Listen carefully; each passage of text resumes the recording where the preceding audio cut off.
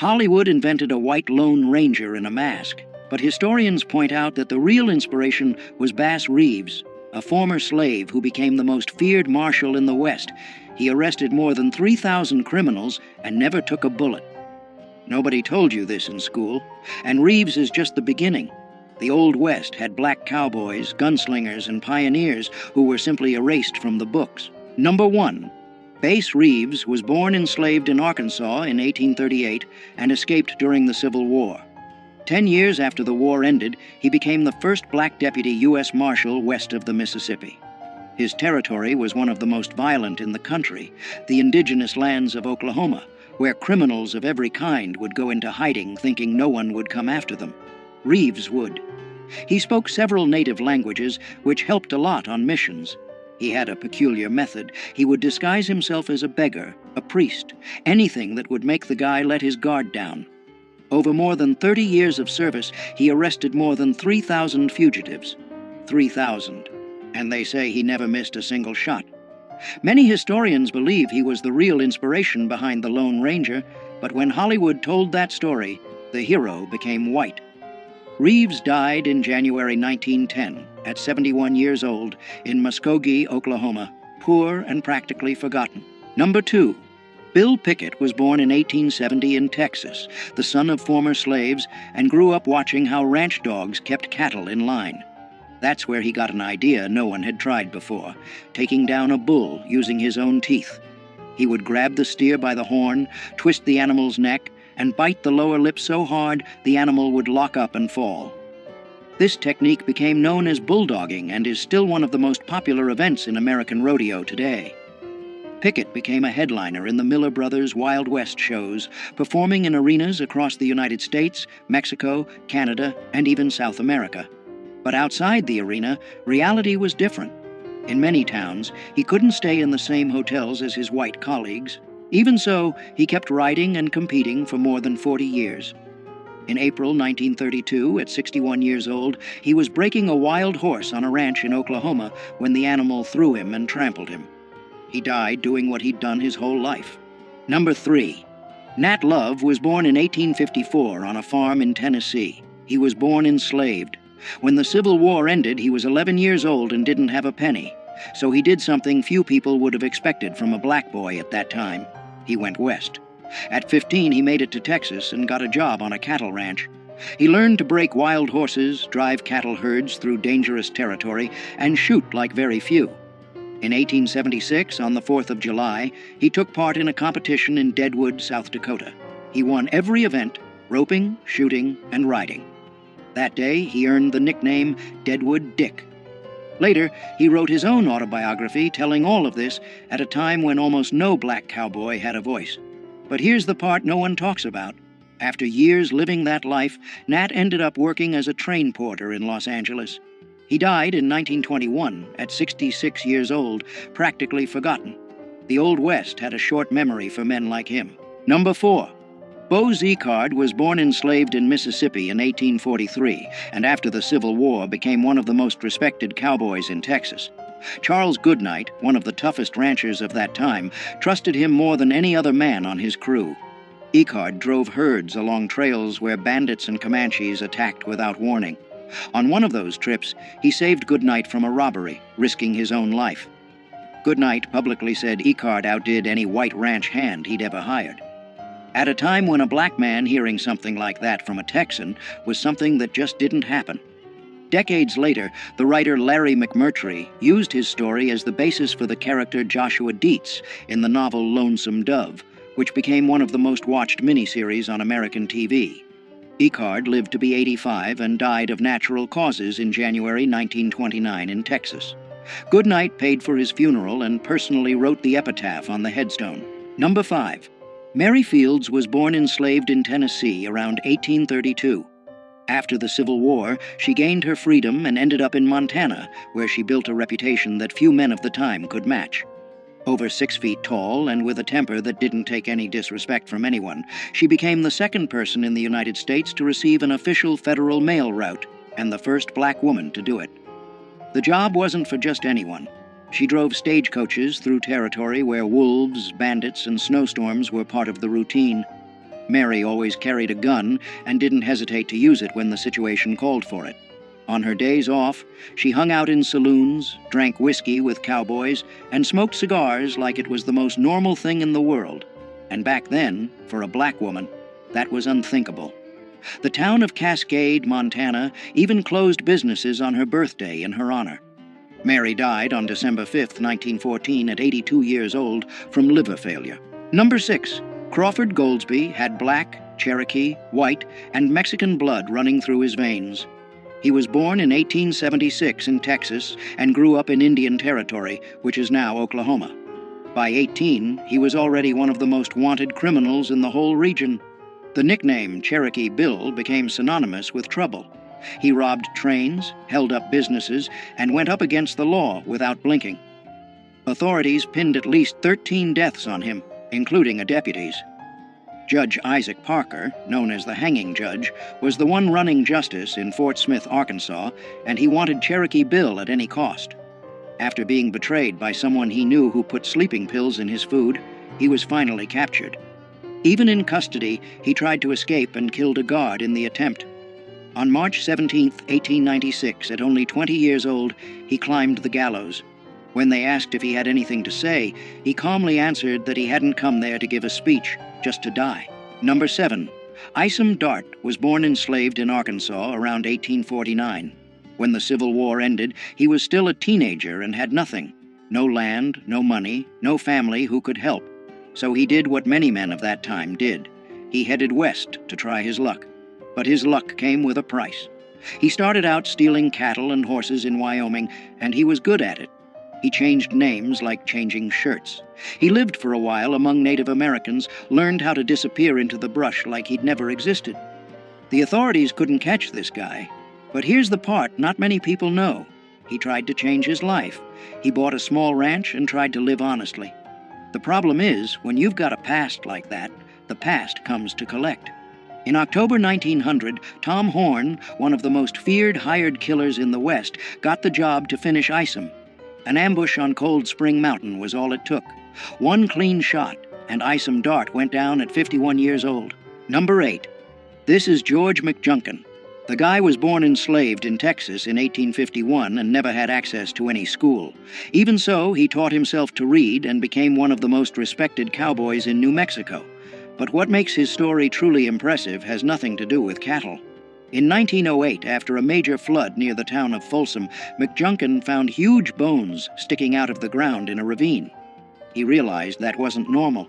They were bones from giant bison that had gone extinct thousands of years ago, and along with them were spear points made by human hands. The problem was, nobody took him seriously at the time. McJunkin spent years trying to get scientists to pay attention to that place. He died in 1922 without seeing any recognition for his discovery. Only after his death did researchers finally go to the site and confirm that humans had been living in the Americas for at least 10,000 years. That changed everything science believed up to that point. Numero 9. Jim Beckworth was born enslaved in Virginia in 1798, but his life took a turn that few people would expect. While still young, he gained his freedom and went west to work as a trapper, hunting beaver pelts in the mountains. During his travels, he ended up being adopted by the Crow tribe, where he rose through the ranks until he became a war chief. That's right, a former enslaved man leading warriors in one of the most respected tribes of the Great Plains. Beckworth also discovered a pass in the Sierra Nevada mountains that still bears his name today, a route that helped thousands of settlers reach California. He lived between two worlds his whole life, moving between white society and native people without fully belonging to either side. He died around 1866 at 68 years old, and what makes his death even more intriguing is the theory that the Crow themselves may have poisoned him during a ritual because they believed his spirit would bring lasting strength to the tribe. Number 10.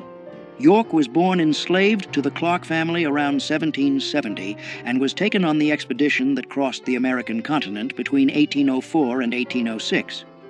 During the journey, something curious happened. Several indigenous tribes had never seen a black man before. Some tried to rub his skin, thinking it was paint or dirt. The Mandans were so fascinated that they treated him almost like a supernatural figure. York hunted, fought, and faced the same dangers as any other member of the group, but when the expedition ended, he returned to being enslaved. He asked William Clark for his freedom several times and was refused. Historians disagree about what happened next. Some accounts say Clark finally freed him years later, while others suggest he ran away.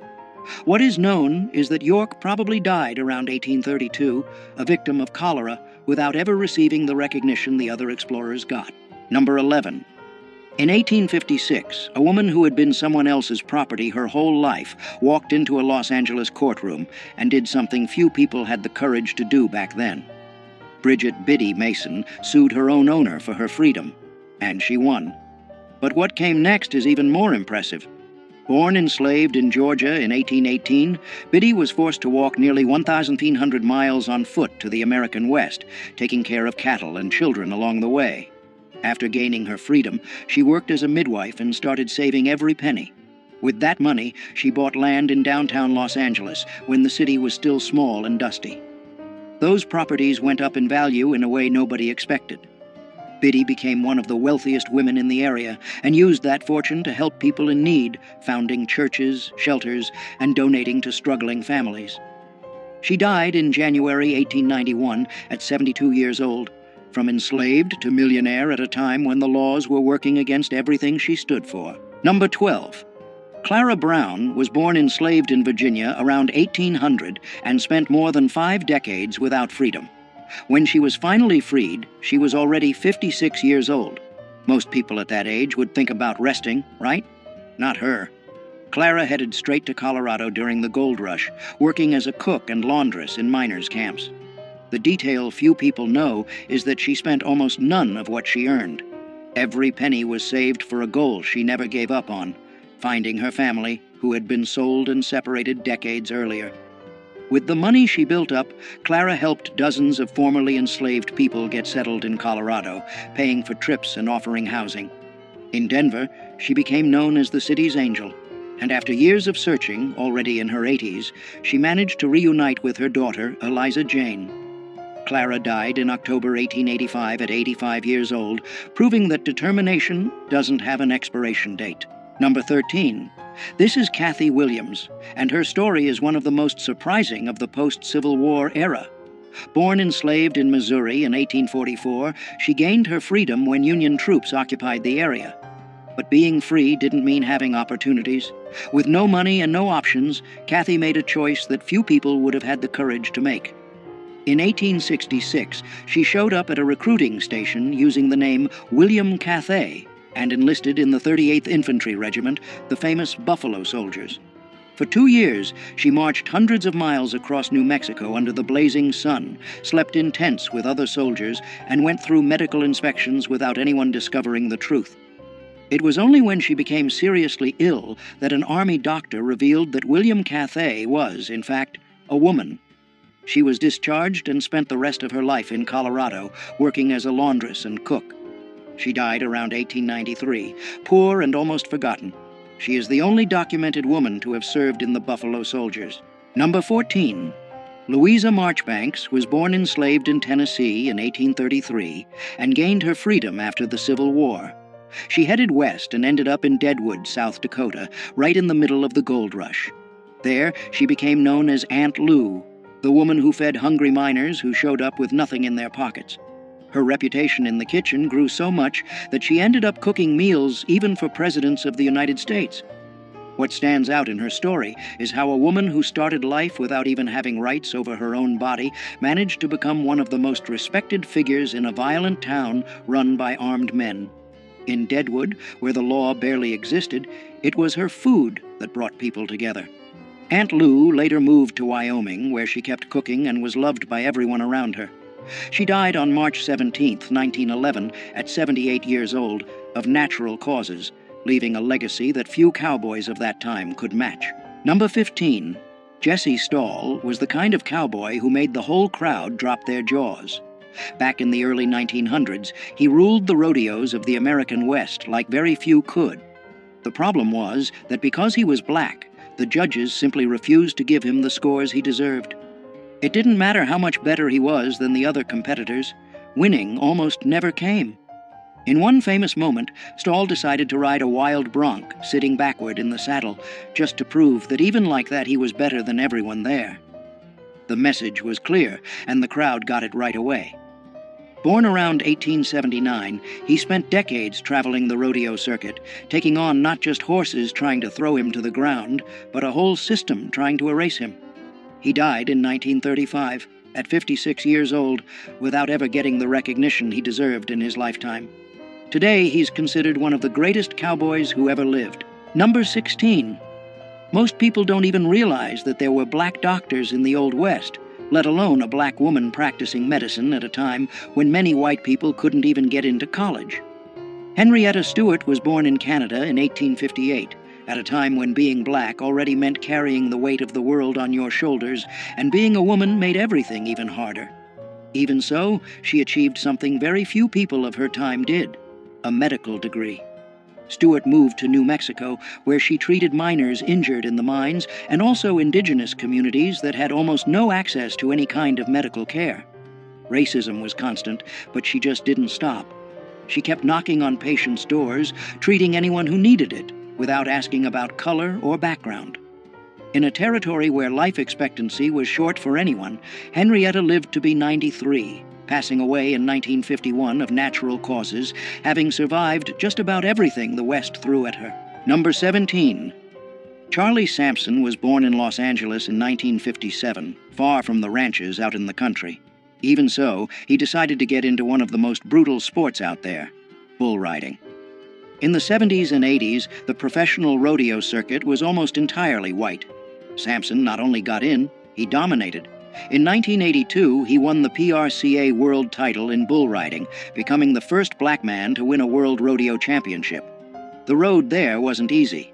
On top of the prejudice he faced in arenas all over the country, his body paid a heavy price. Broken ribs, concussions, ruined knees. Bull riding is risky for anyone, but he kept coming back. What a lot of people don't know is that his win opened doors for other black cowboys who had been ignored by the history of the American West for more than a century. Number 18.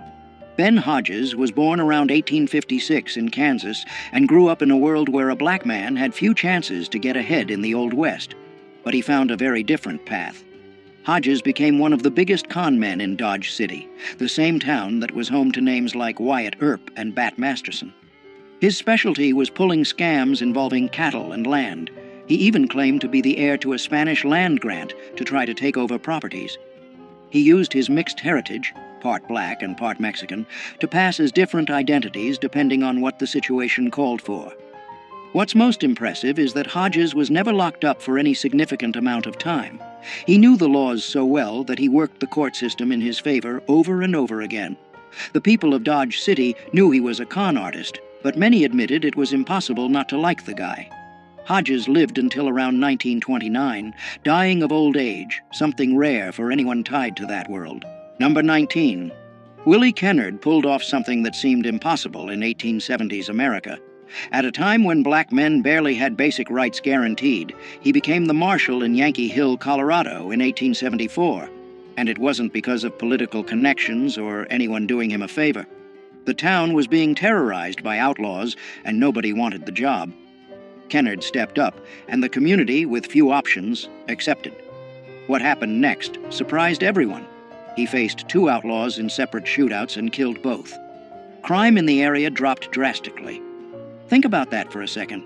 A black man walking around armed with a badge on his chest, enforcing the law in the Old West just 9 years after the end of the Civil War.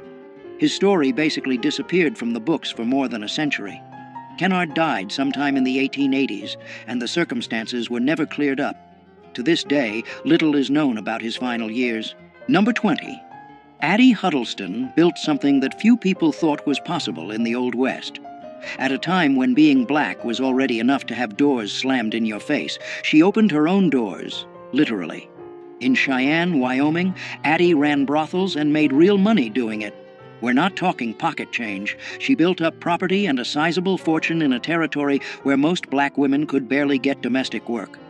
The most curious part is how she moved between two hostile worlds, the underworld of saloons and brothels dominated by white men, and a society that saw her as inferior because of her skin color. Even so, Addie thrived. Powerful men in town visited her establishments, which gave her a kind of informal protection. She died of natural causes in the 1880s, something rare for anyone in that line of work. While many madams ended up broke or murdered, Addie left the scene on her own terms.